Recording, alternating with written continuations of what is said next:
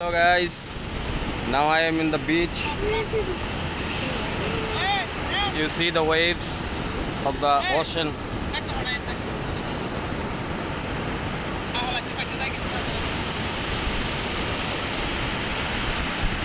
চিংড়ি মাছের পোনা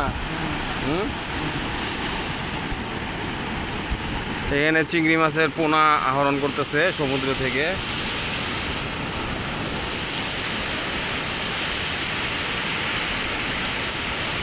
দিনটা এখন একটু ভালোর দিকে, এখন কিছু হালকা রৌদ্র আছে, তাই বিকেলবেলা টেকনাফের মেরিন ড্রাইভ এলাকায় চলে আসছি। বন্ধুরা আমার, আপনারা দেখতে পাচ্ছেন আমার পিছনে বিশাল সমুদ্র। সমুদ্রের কাছাকাছি যখন মানুষ আসে তখন তাদের হৃদয়ও হয়ে যায় সমুদ্রের মতন অনেক বিশাল, কিন্তু এই বিশালত্বটাকে আমরা ধারণ করতে পারি না। যখন এই সমুদ্রের পাড় থেকে আবার আমরা উপরে উঠে আসি, স্থলভাগে চলে আসি, ঠিক তখনই কিন্তু আমাদের মন থেকে এই উদারতা চলে যায়। দেখতে পাচ্ছেন যে আমার ছেলে উমামা, তার কোলে আমার এক ছাত্রের নাতি, অনেক সুন্দর। তো বন্ধুরা আমার, এই হলো আজকের এই সমুদ্র দর্শনে আসা। ঝাউবন দেখতে পাচ্ছেন, ওইদিকে অনেক মানুষ। এইখানে আমরা, এই যে আমার ছাত্রের ছেলে, ও আমার সাথে আসছে, ওর নাম জালাল, জাফর আলমের ছেলে। তো যাই হোক প্রিয় বন্ধুরা আমার, দেখতে পাচ্ছ এই যে সাম্পান, এই সাম্পানে করেই আমাদের দেশের জেলেরা এই গভীর সমুদ্রে মাছ ধরতে যায়। কেউ বা বেঁচে ফিরে, কেউ বা হারিয়ে যায় সমুদ্রের গহীন অতলে। তারপরও আশা নিরাশার দোলায় এই সমুদ্রের বুকেই তাদের জীবন। এই সমুদ্রের বুক থেকে মাছ আহরণ করেই তারা তাদের জীবিকা আহরণ করে। বন্ধুরা আমার, আমি সকালে বলেছিলাম যে আসলে এই টেকনাফ এলাকা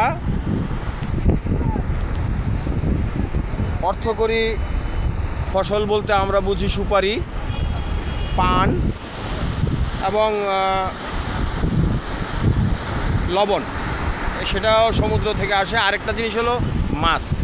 এই মাছ আহরণের মধ্য দিয়ে এই এলাকার অধিকাংশ লোক জীবিকা নির্বাহ করে।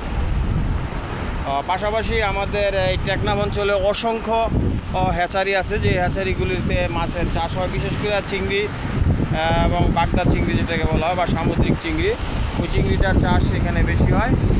তো বন্ধুরা আমার, দেখতে পাচ্ছেন এটা হলো টেকনাফের সমুদ্র সৈকত। এখানে মেরিন ড্রাইভ, বিগ বিচ, এটা আর কক্সবাজারের যে সমুদ্র সৈকত একই সমুদ্র সৈকত।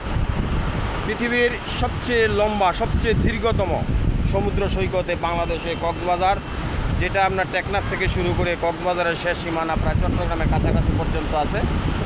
বন্ধুরা আমার, আসলে সমুদ্রের পাড়ে আসলে বাক যে স্বাধীনতা বা আমাদের যে কথা বলার যেই স্পিডটা, সেই স্পিডটা আসলে থেমে যায়।